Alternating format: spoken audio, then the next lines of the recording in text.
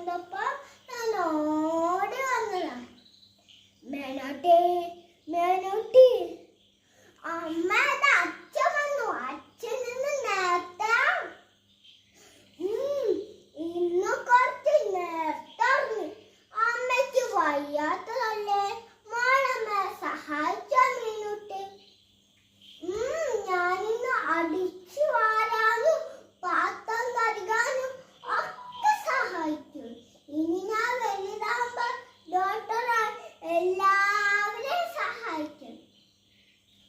മിടുക്കി കുട്ടി, അച്ഛനെ പൊന്നുമോൾ തന്നെ.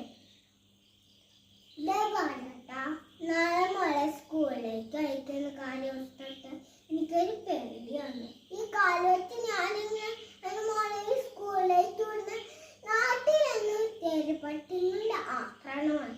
ഈ സ്കൂളിലേക്ക് എന്റെ കുട്ടിയെ വിടാം. നീ വിഷമിക്കേണ്ട എന്റെ രേണു. അവൾ